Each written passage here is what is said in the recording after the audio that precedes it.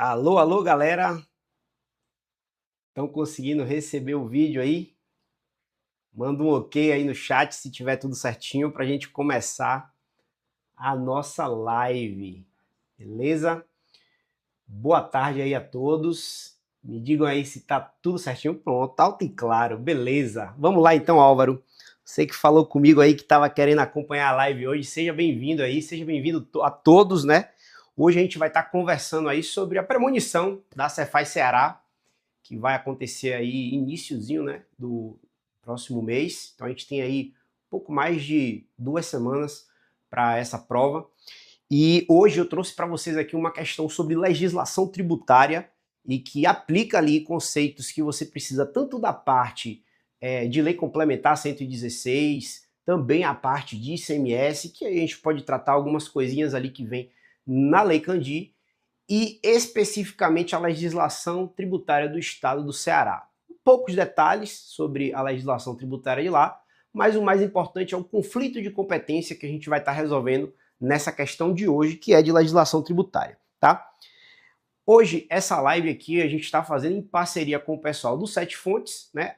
O pessoal aqui da Apóstolos Concurso, que sou eu, o professor Lucas Eduardo e o professor Humberto Fraga, e também a Fábrica de Auditores, tá? A gente está tendo aí várias lives de premonição e a parte da discursiva, que é um dos pontos aí mais relevantes para quem já está aí surfando uma boa prova, né, na parte objetiva, certamente vai ter que fazer uma discursiva muito boa para estar aí dentro das vagas ou até mesmo do cadastro de reserva para essa prova, tá? Então, não pode negligenciar. Para quem não começou ainda, eu acho que você vai tá perdidinho aí na época da sua prova. Então eu parava tudo, pegava aí pelo menos uns 3 dias intensos sobre discursiva para você aprender a parte teórica, entender como é a formalidade que você deve escrever uma prova discursiva, em especial da Cefaz Ceará, e faria um treinamento intensivo de pelo menos aí uma discursiva a cada 3 dias até o dia da sua prova. Como na última semana você vai estar fazendo muita revisão,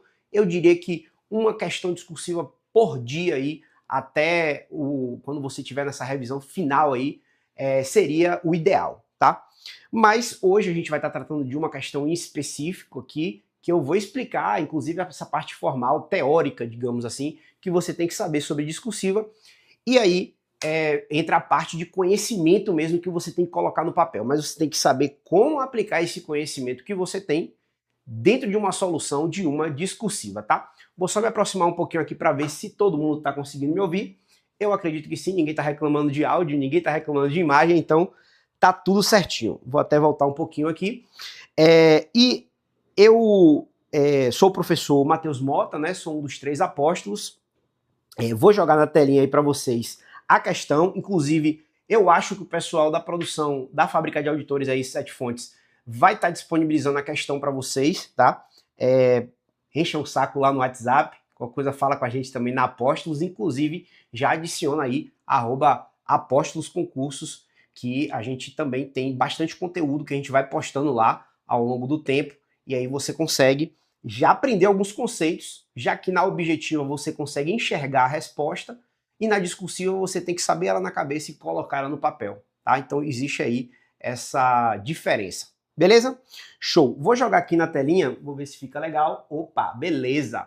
E aí, qualquer coisa vocês me falam que eu aproximo mais essa questão aí da telinha.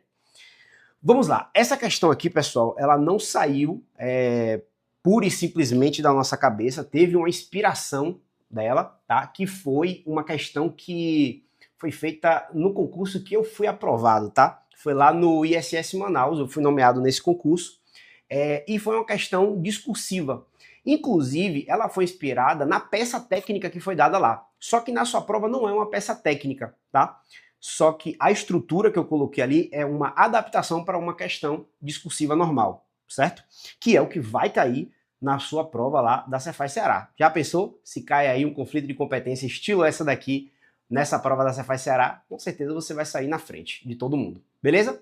Então, vamos lá que eu vou dando algumas dicas aqui também de como você deve interpretar cada passo da questão e alguns insights e também a parte formal aqui. Lógico que não é uma aula super completa, a gente está aqui na base da premonição, né, e trazendo uma questão que possa cair na sua prova. Inclusive, essa questão está no nosso curso de Discursiva dos Apóstolos aí da Cefaz Ceará. Ainda dá tempo de você adquirir lá, inclusive sem correção, que aí você pode fazer várias questões para poder treinar. É um preço mais acessível, então é uma questão de ótimo tom aí para você pensar como seria uma questão na sua prova da Cefaz Ceará. Beleza? Vamos começar? Beleza. Aqui a gente tem essa questão que é de legislação tributária estadual, né? Foi feita aqui inédita pelos 3 apóstolos. E aí é um estudo de caso. Esse estudo de caso aqui, pessoal, eu já vou chamar a atenção, vou fazendo algumas intervenções, mas assim, o estudo de caso, ele vai trazer uma história, certo? Existem personagens. Normalmente aqui na apóstola a gente tem Humberto Pimpão, Lucas Danadão e Mateus Traquino fazendo alguma coisa relacionada às questões que a gente tem que podem cair na sua prova, né? As disciplinas, inclusive assuntos. Tá? E aí, nessa questão aqui do Humberto Pimpão, né, tá dizendo que ele é sócio-administrador de uma ourivesaria, certo? E é uma empresa regularmente inscrita lá no cadastro fiscal da Fazenda do Estado do Ceará, estabelecida lá em Fortaleza, cuja atividade econômica principal, ou seja, o KNAI da empresa, né, é a fabricação e comércio varejista de joias, certo? Então, ele comercializa joias. No exercício dessa atividade empresarial, a ourivesaria mantém em seu estabelecimento como matéria-prima própria um estoque de ouro, certo? De alto grau de pureza, regularmente registrado em sua escrita fiscal. Ou seja, está como estoque ali dele, tá? Utilizando esse material, a ourivesaria fabricou em seu próprio estabelecimento novos anéis, brincos e pulseiras de estilo moderno, que passam a integrar o estoque comercial da empresa, expostos à venda em sua loja. Tempos depois, certo? Lucas Danadão, residente em Fortaleza, dirigiu-se, né, à loja lá e adquiriu, mediante pagamento à vista, um anel para a sua amada. Ou seja, Lucas, apaixonado, né, foi lá na loja e comprou um anel, né, fez uma encomenda, que ele conheceu, né, a amada dele no Fortal de 2025. Eu acho que ele vai do de 2026, então que bom, porque essa questão a gente vai poder atualizar só o ano depois, né, de 2025, a gente bota para 2026. O professor Lucas vai estar lá em Fortaleza, né, para fazer também, né, vai participar lá do nosso aulão, não sei se vocês estão sabendo, na sexta-feira. Eu vou estar ministrando uma das aulas, o Lucas vai estar lá, de repente ele pode subir também lá para dar algumas dicas. É um ótimo estrategista, então podem contar com a gente, ele vai estar lá também, certo? Então já fiquem ligados aí que o Fortal pode ser que vire aqui 2026. Voltando para a nossa historinha, né? Nessa questão, então o Lucas ele foi até a loja e pediu um anel que ele queria que fosse feito para entregar para uma pessoa, certo? Até aí tudo bem. Considerando a situação hipotética apresentada e a legislação aplicável, que é a Lei Complementar 116, a Constituição Federal e a legislação tributária do Ceará, responda aos quesitos abaixo em até 45 linhas, que é a quantidade de linhas do estudo de caso da Cefaz Ceará, de forma fundamentada. Daqui eu quero que vocês extraiam algumas coisas, certo? Primeiro ponto, o embasamento que você vai fazer, que é na LC 116, que é a lei complementar lá sobre os serviços, a Constituição Federal e a legislação tributária do Ceará. Se ele já fez uma limitação aqui, muito improvável ele vai invadir outros normativos, de modo que você já tem o seu argumento de autoridade para colocar dentro da sua questão. Vamos chegar lá, quando tiver o argumento de autoridade eu vou fazer a intervenção de novo para explicar o que você tem que fazer, beleza? Show!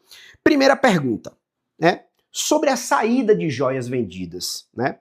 Incide ICMS ou ISS? Identifique o contribuinte e a base de cálculo. Então a primeira pergunta que você tem que botar aqui é, ó, item 1. Você vai ter que responder ISS ou ICMS? Item 2. Quem é o contribuinte? Item 3. Qual é a base de cálculo? Galera, é o seguinte, se você olhou essa questão aqui e não sabe a resposta, no mínimo que você tem que fazer é seguir uma linha. Você só tem 2 caminhos, ou incide ISS ou incide ICMS. Se você não sabe, pelo menos alguma coisa você responde. Você responde assim, ó, na saída das joias vendidas para Lucas Danadão, que vai entregar a sua amada, incide ISS conforme a Lei Complementar 116. Ponto. Se você responder isso e você respondeu de forma chute e você acertou, você ganha um ponto. Se você chutou e errou, você vai ganhar a mesma coisa de você deixar em branco. Então já faça isso logo de cara, tá bom? Mas a gente vai te dar a resposta certinha aqui, daqui a pouquinho. Item 2. Qual a alíquota aplicável na operação? Então aqui, ó, ele só quer saber qual é a alíquota. E no item 3, ele pergunta: como se dá a repartição constitucional da receita tributária incidente sobre o ouro, no caso narrado? Então, ele quer saber aqui, ouro, repartição tributária. E ele já deu uma pista ali. Ele quer saber a repartição constitucional. Então, isso daqui certamente vai estar onde? Na Constituição. Então, não precisa nem pensar na legislação do Ceará, ou então no que tem ali na Constituição do Ceará, que, em regra, deve obedecer a CF 88, mas pode ser que tenha algum jabuti ali, e aí faça diferente. Mas ele já quer aqui o quê? O regramento constitucional. Beleza até aqui? Então, a gente já armou aqui o nosso esqueminha, aqui embaixo, para você dar as suas respostas das 3 perguntas que foram feitas. Que perceba, existem aqui 3 subitens para serem respondidos no item 1. Então, não vá apenas no subitem 1, nem no subitem 2. Tem 3. Então, se você responder de 2 e acabar esquecendo, e acontece muito, você vai acabar perdendo ponto, tá? Então, existe muita questão que ela tem subperguntas dentro, que você tem que responder, e que às vezes, porque você já respondeu uma, você esquece, achando que já respondeu o item 1 todo. Mas, na verdade, existiam outros questionamentos ali para serem colocados. Beleza? Show, vamos lá. Indo um pouquinho mais para baixo, certo? Tá aqui a legislação que a gente consegue abarcar ali do edital do Ceará. Então veja que é bastante coisa que estaria envolvida ali para a gente responder, tá?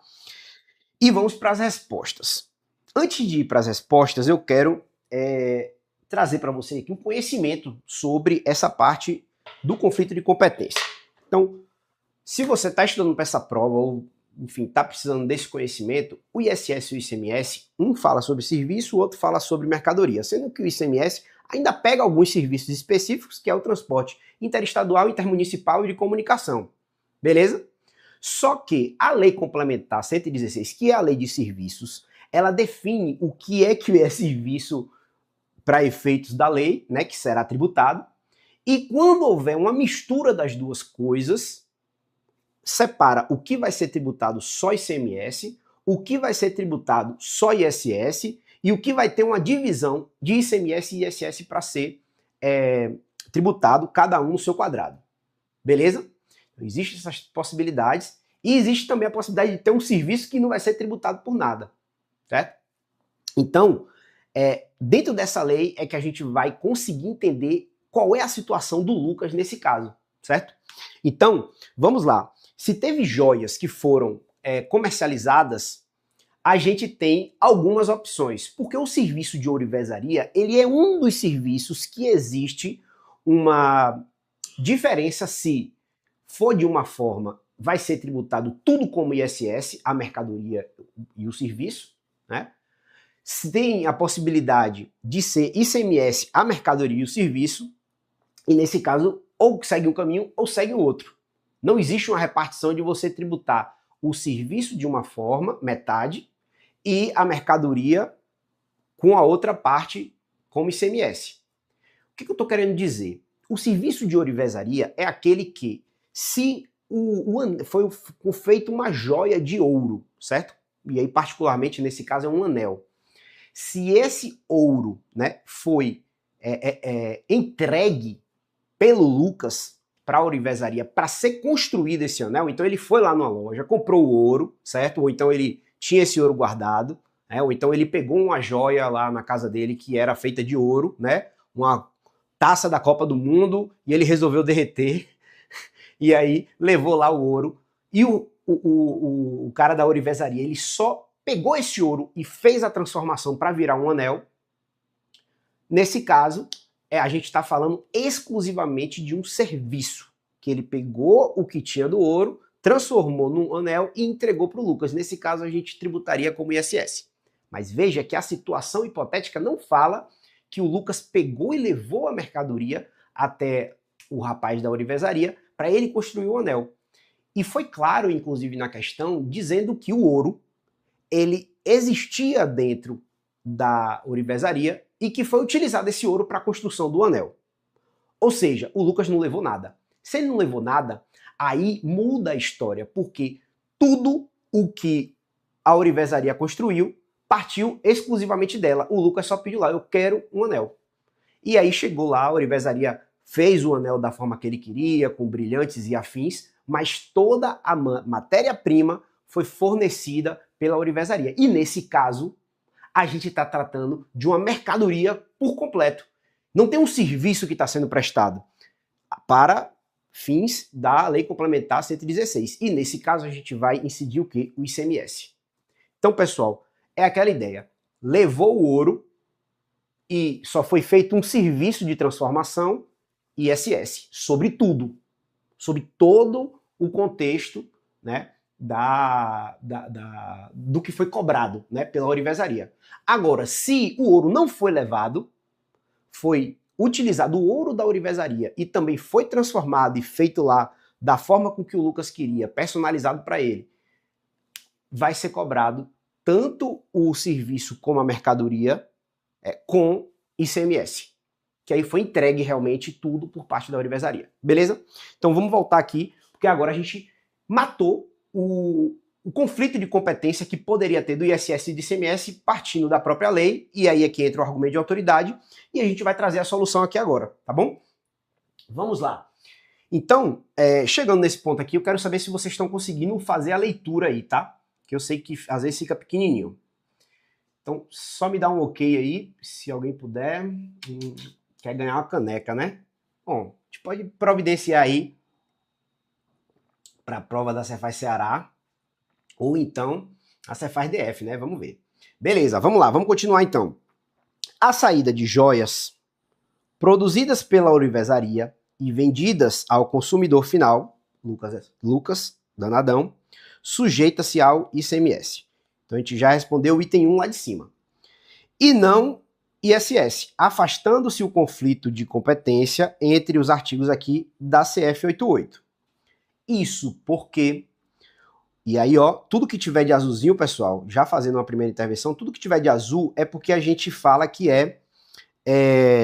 os conectivos, né, para deixar o seu texto mais fluido, tá? Então, isso porque, justificando o que eu falei, os subitens da lista anexa à Lei Complementar 116, que tratam de atividades sobre joias, notadamente o 14.05 e o 39.01, pressupõem que o objeto pertença a terceiro, configurando prestação de serviço sobre coisa alheia. Então eu estou explicando que se fosse levado o ouro por Lucas, estaria como prestação de serviço, tá?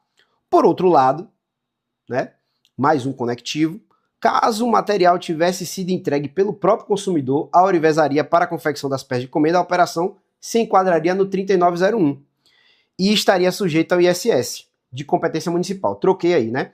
Então, se aqui ele estivesse levando, o consumidor final estivesse levando a mercadoria, seria ISS. O que eu falei anteriormente do 1405 e o 3901 seria justamente produção, né, e utilização da mercadoria da ourivesaria. No caso narrado, novamente, né, trazendo aqui mais uma conexão entre o que foi escrito antes e agora. Contudo, dando uma quebra, o material era da própria ourivesaria, configurando o quê? Uma industrialização, transformação, né, seguida de comercialização varejista. Então, veja que no início eu dei a resposta do ICMS, que está aqui. Depois eu expliquei como seria se fosse pelo ISS. E agora eu estou explicando o que efetivamente aconteceu no caso narrado aqui embaixo, ó, de forma técnica, certo? e explicando que por ser uma industrialização, transformação, comercialização, a gente está falando do ICMS. E aí, no outro giro, né, o contribuinte, vou até ver aqui se eu consigo apagar um pouquinho o que eu já escrevi. O contribuinte, no caso narrado, é a ourivesaria Ouro do Bom, que é pessoa jurídica que realiza o quê? Com habitualidade, operações de circulação de mercadoria. Por que eu estou dizendo habitualidade? Porque existem todos os indícios aqui. Ele tem o KNAI de venda de joias, está falando ali que ele tem ouro guardado dentro da sua matéria-prima e ele produz as joias para poderem ser vendidas. Então isso tudo coloca na posição de quê? De um comerciante, certo? E de uma pessoa que vende e circula mercadorias com habitualidade. Intuito comercial, certo? E aí, a base de cálculo, que é o terceiro ponto, certo? Ó, esse aqui seria o segundo item lá. E a base de cálculo, que é o terceiro item, é o valor da operação, nos termos do artigo 30 da lei aqui do Ceará, né, já que a gente está se baseando na legislação do Ceará, correspondente ao preço de venda da joia ao consumidor final. Então, o que eu quero chamar a sua atenção aqui para as respostas que foram dadas nessa questão, tá? A primeira coisa, pessoal, é que a gente coloca a resposta se posicionando se é ICMS ou se é ISS, a gente responde, né, com base no que aconteceu dentro do estudo de caso e joga o argumento de autoridade, Lei Complementar 116 e Constituição Federal para eliminar o conflito de competência de serviço e mercadoria que tem do ISS e do ICMS. Vocês perceberam que não faltou nenhum normativo daqueles que a gente colocou lá em cima, com base na Lei Complementar 116, Constituição e Legislação do Ceará? Tá tudo aqui. E aí, não esquecemos também do subitem. Quem é o contribuinte? Quem é o contribuinte nesse caso do ICMS? Porque se fosse do ISS, poderia ser outra pessoa, né? Que aí a gente ia se basear na Lei Complementar lá 116. E aí nem seria, né, o sujeito ativo competente não seria o Estado do Ceará. Deveria ser, no caso, o município, né, que foi realizada ali a operação, que no caso do estabelecimento comercial, né, que no caso seria também a ourivesaria, mas agora como prestador de serviço e não como comerciante. Fecharam aí? Pegaram o feeling? Argumento de autoridade, conectivos ali para deixar fluida a sua resposta e identificação ali de cada um dos pontos que teve na sua questão. Outro detalhe que eu quero chamar a sua atenção. Galera, essa questão não me perguntou o que seria, qual serviço seria se fosse o ISS que fosse cobrado nessa questão. Só que assim, sabe aquele cheirinho de que, pô, tem 45 linhas. Essa questão eu podia ter respondido fácil ali, cada um em 2 linhas, o que era, se era ICMS ou se era ISS. 2 linhas para dizer ali quem é o contribuinte e 2 linhas para base de cálculo. Pô, mas se tu sabe que existe esse conflito de competência na Lei Complementar 116 e que, pô, se ele perguntou sobre ICMS e ISS, será que você não pode escrever um pouquinho mais, botando um pouco de conhecimento, extrapolando o que a questão perguntou, só que colocando a resposta que ela queria e adicionando mais informação caso a situação fosse de ISS? Então é interessante que você demonstre esse conhecimento, porque pode estar no gabarito. E apesar dele não pedir a justificativa do ISS, né, já que você já respondeu que é ICMS e deu a justificativa, por que não colocar o do ISS, que em tese não foi perguntado, né, porque ele só queria saber de um ou do outro, mas que pode estar no gabarito. E se tiver no gabarito e você não assumir ali o papel, né, de que pode estar lá no gabarito, você vai acabar perdendo essa pontuação. Porque uma coisa é certa, você pode até saber do conflito de competência, mas se você não escrever no papel, você não tem como ligar lá para o examinador e falar, ó, velho, você não me perguntou essa porra não, você me perguntou outra coisa. Eu sei, eu sabia que era isso daí, mas eu não coloquei porque você me pediu só se era para ser ICMS ou ISS, mas pô, você me pediu para falar dos dois, Você não tem como falar isso com ele. Então ele só vai se basear no que está escrito. E se você coloca, você pode ganhar desse concorrente que não está assistindo essa live aqui para fazer essa amplitude maior, tendo em vista que você tem mais linhas para poder escrever. Então fica essa dica aí para você, ó, dar uma ampliada no seu texto, porque foi cobrado na minha prova que foi FCC, certo? Lá do ISS Manaus. E nessa peça ele entrou em outro parâmetro que foi do IOF Ouro, que eu tinha ainda que decidir lá sobre ativo cambial. E eu coloquei essas informações a mais, eu já estava ligado nessa parada de ampliar um pouco mais, só que não tinha sido perguntado sobre o ouro como ativo financeiro e instrumento cambial, para você explicar que seria 1%, né? Enfim, aqueles detalhes do IOF Ouro, tá? Então, tô passando para vocês uma experiência que não adianta você brigar, né? Vocês já sabem que aqui, candidato, meu amigo, não tem direito a muita coisa, tá bom? Vamos voltar então para a telinha que eu vou responder as outras perguntas, tá? Indo um pouquinho mais adiante, né, nossa questão aqui traz aqui também o embasamento, né, dos três normativos que a gente se baseou, tá? Eu diminui um pouco a telinha aí só para vocês entenderem mais ou menos como é que tá. Então a gente traz aqui o que tem na CF 88, traz aqui o da Lei Complementar 116 dos serviços que a gente utilizou, e também a lei lá do Ceará que fala sobre a incidência do ICMS, né, e a base de cálculo, tá bom? Agora, pessoal, ele faz uma pergunta mais específica. Qual a alíquota total aplicável à operação? Rapaz, só o fato dele falar alíquota total, porra, por que esse cara não perguntou só qual é a alíquota aplicável à operação? Porque tem casca de banana aqui e os apóstolos botam mesmo para lascar, porque senão você vai errar na época da sua prova e você tem que errar aqui. Sabe por que tem isso aqui? Porque toda lei de todo estado, ela, por determinação constitucional, pode instituir o que a gente chama de FECOP, Fundo de Combate à Pobreza, que é um adicional que você pode colocar nas operações de certas mercadorias escolhidas e determinadas por lei, para você ter um acréscimo a mais de ICMS, certo? E aí, nesse caso, essa alíquota, né, o que vem de recurso disso, vai para um fundo, e esse fundo só pode ser aplicado para certas situações específicas de determinada lei, para você encaminhar um financeiro para isso, tá?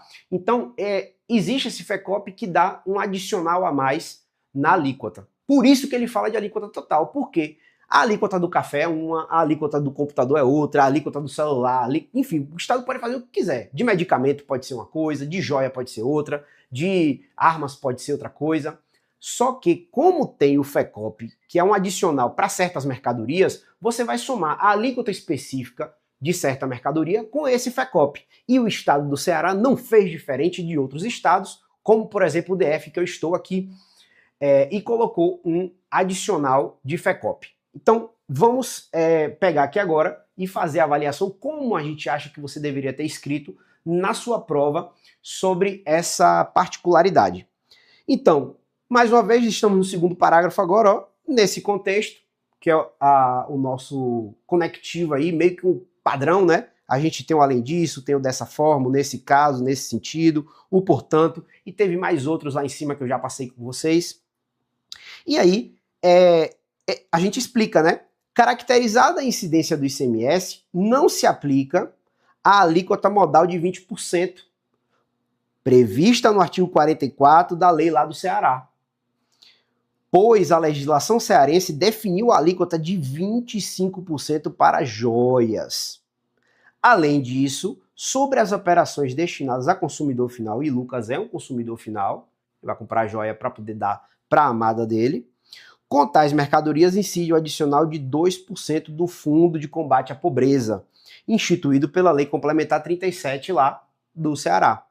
Dessa forma, a conjugação desses dois encargos resulta numa carga tributária total expressamente fixada lá no decreto do Ceará, que arrola as joias entre as mercadorias supérfluas tributadas pela soma da alíquota interna, que é, no caso, a alíquota específica das joias, que é 25%, acrescida desse adicional do FECOP, que totaliza 27%. tá? Nesse sentido, conforme o parágrafo 1º lá, o adicional do FECOP incide somente sobre operações destinadas a consumidor final, ou por ocasião de cobrança do ICMS sobre o regime de ST. Nesse caso, o senhor Lucas Donadão adquiriu peças para uso pessoal, afinal, foi para ele dar para alguém, não foi para ele fazer uma revenda. Ocorre que a incidência do FECOP, e aí no caso ocorre a incidência do FECOP. Portanto, a carga tributária total aplicável à operação é de 27%, sendo 25% a título de ICMS para joias e 2% a título de FECOP. Então, perceberam que tem aqui uma casquinha de banana que você tem que ficar ligado? Pois é, meu amigo, a prova é assim, é para lascar mesmo, botar na maldade. Então, você tem que saber que existe a alíquota, o que a gente chama modal, né? Que é o seguinte, quando você pega uma legislação de Estado, você deve perceber que tem uma alíquota específica para joia, uma alíquota específica para armas, uma alíquota específica para Gatorade, né, ou bebidas isotônicas. Ou então tem uma alíquota específica ali para medicamento. Só que não tem como ele listar todas as mercadorias que existem nesse mundão. Esse Brasil baronil é muito gigante. Então ele vai pegar e botar o quê? Uma alíquota específica para os produtos que ele quer onerar mais ou onerar menos, e coloca uma alíquota modal, que é aquela alíquota que vai servir para todos os demais tipos de produto. Ou seja, eu não vi ali ainda o... Como é que fala? A legislação do Ceará, agora eu não vou lembrar muito bem, mas eu acredito que não deve ter uma alíquota específica para ar-condicionado. Então, tipo, se não tem uma alíquota específica para ar-condicionado, ele cai na alíquota modal, 20%, certo? Então, isso é que se chama alíquota modal. Só que nesse caso das joias, existe uma alíquota específica, por isso que a gente não usa de 20, então vai ser os 25, que é o que está previsto na legislação. Contudo, além disso, eles botaram na lei do FECOP um adicional de 2% para, né, o Fundo de Combate à Pobreza. Pô, Matheus, sacanagem, eles podiam pegar logo esse negócio e botar logo 27 lá. Não pode, meu amigo, porque se ele fizer 27, essa receita dos 27 vai tudo para uma fonte de receita, certo? Que você vai utilizar ali, né, que a gente chama fonte 100, para qualquer coisa que você quiser. Só que essa parte do Fundo de Combate à Pobreza é um fundo, ou seja, esse dinheiro, 2%, vai para um fundo específico. Então, por isso que eles não colocam direto 27. Tem que ser os 25% e os 2%, para você levar eles para fontes de receita ali, né, que aí entra no direito financeiro, para você poder gastar da forma com que a lei está prevista ali do fundo. Beleza? Então, conhecimento a mais aí para vocês entenderem o porquê, né, dessa diferença. Show! Indo um pouquinho mais para frente agora, a gente vai partir, né, ainda tem um embasamento aqui, depois a gente passa para o último item. Embasamento da resposta, tá aqui os normativos que a gente usou, teve aqui o decreto lá do Ceará, do RICMES, né, tem também a lei complementar do FECOP e também a Constituição Federal. Fechou? E aqui a gente traz embaixo onde é que estão as previsões de cada uma das coisas, né? O ADCT aqui trazendo a parte do Fundo de Combate à Pobreza, que eles botam para os estados, né? Ó, se vocês fizerem, bota esse adicional aí. E aí instituam a lei de vocês e diz aí quais são as mercadorias que vocês querem tributar com esse Fundo de Combate à Pobreza. Beleza?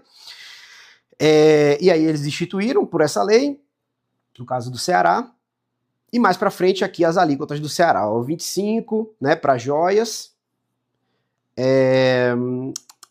E deixa eu ver se tem mais aqui. Pronto, botou aqui, o decreto já trouxe os 27%, né, já que juntou as duas coisas lá já com o FECOP.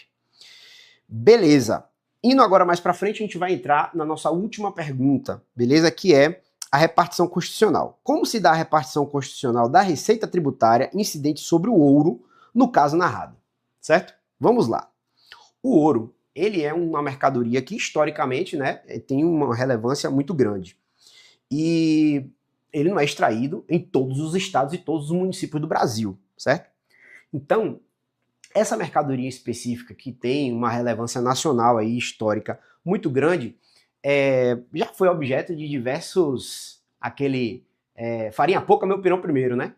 Então, ficou decidida uma repartição constitucional lá para certas condições, que é do ativo financeiro e instrumento cambial. Beleza, até aqui tudo bem.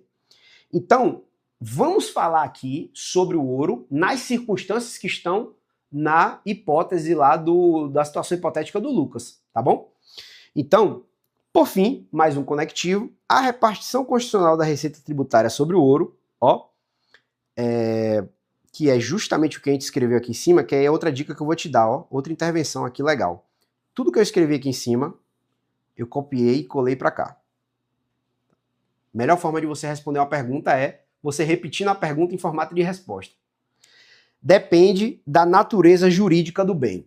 Assim sendo, caso se tratasse do ouro ativo financeiro, seria aplicada a regra específica lá da Constituição que destina 30% do produto de arrecadação do IOF ao Estado do Ceará e 70% ao município de origem do ouro, que aí não necessariamente onde foi prestado o serviço.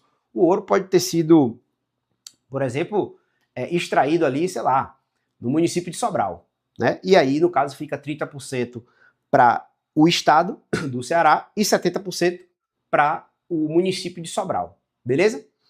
Dessa forma, tal regime, contudo, não incide no caso, porquanto o ouro ser tratado como mercadoria. Então, o ouro não é um ativo financeiro aqui, instrumento cambial. Ele é uma mercadoria. Então, veja que ele nem perguntou, bicho, sobre esse 30-70, porque ele não falou que era ativo financeiro, mas está no gabarito.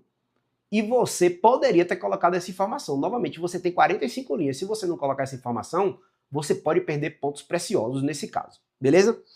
Indo mais para frente, sendo assim, segundo a Constituição, 25% do ICMS vai ser pertencente aos municípios daquele estado. Então, no estado do Ceará, assim como todos os outros, 25% vai para os municípios daquele estado, né? Observados os critérios de rateio. Logo, como o município de Fortaleza foi o sujeito ativo das operações aqui com relação à repartição constitucional, né, do ICMS, não é sujeito ativo do ICMS, que aí a gente está falando do estado do Ceará, ele receberá 25% do ICMS dessa operação.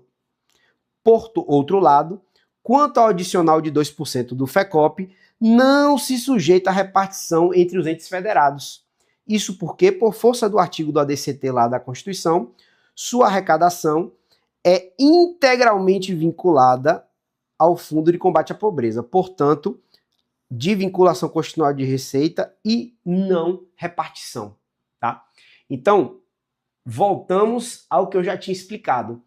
Por que não é 27%, certo? Logo direto, e a gente tem que fazer esse escambalacho de 25,2%? Por isso.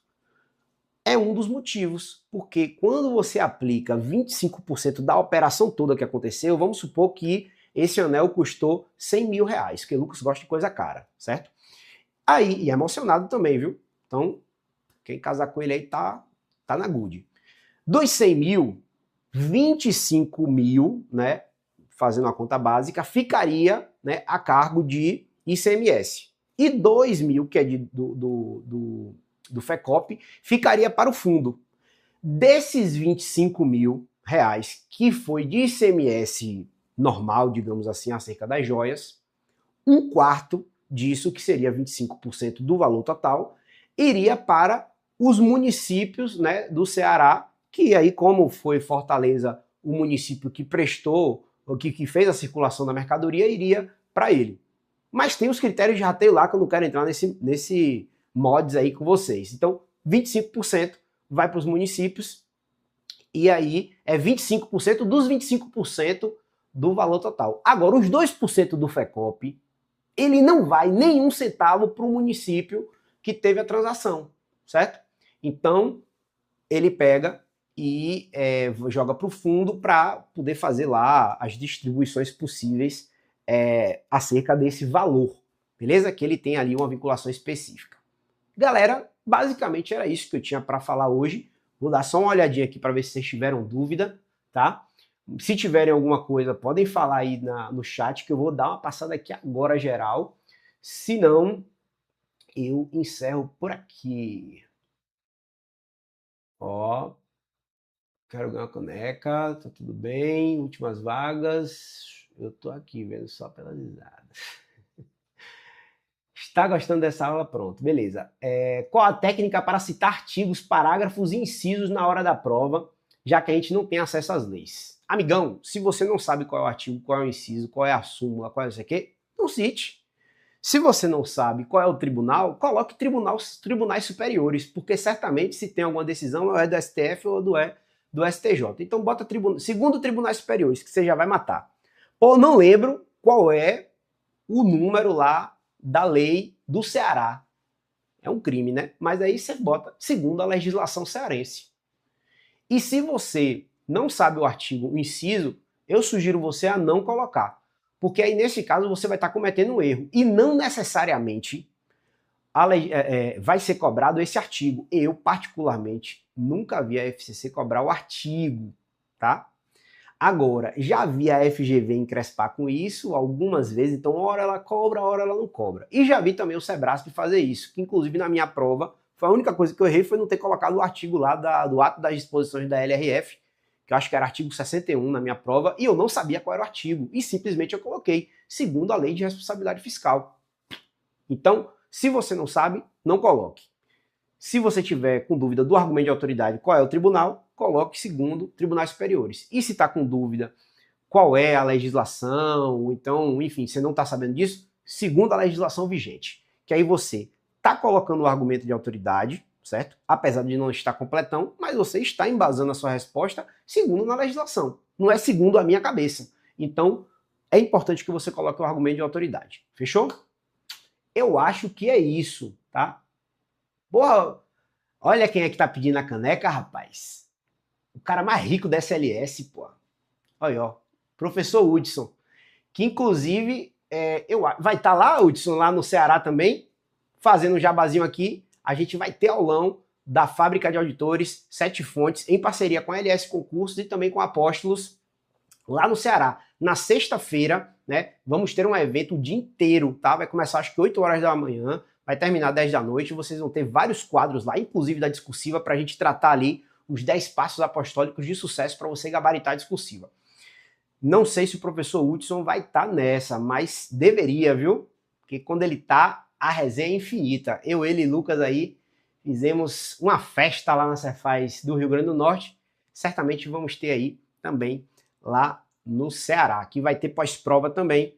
E aí os professores vão estar lá também para dar um abraço, tomar uma cervejinha, né? Quem não bebe, um refrigerante. E vai ser bem legal. Fica aí já o convite, tá? Eu vou ficando por aqui. Se quiserem tirar mais alguma dúvida, não se encerra nessa live. Vocês podem acessar lá, @apóstolosconcursos, tá? Me adicionem também no Instagram, @MatheusMota, Mateus com TH, Mota com 2 T's, .concursos. Tem também @lucassn.auditor e também @profhumbertofraga.concursos. Eu acho que é isso, tá? E aí você adiciona aí os 3 professores da Apóstolos. Tem também o @Reforma nas 7 Fontes, eu acho. E tem também lá a Fábrica de Auditores, beleza? É isso aí, galera. Lucas está já falando aí que vai ter dia 20 agora, ou seja, daqui a 3 dias tem uma live com ele aí também. Não percam, vai ser muito parecida com esse tipo de questão que a gente trouxe aqui.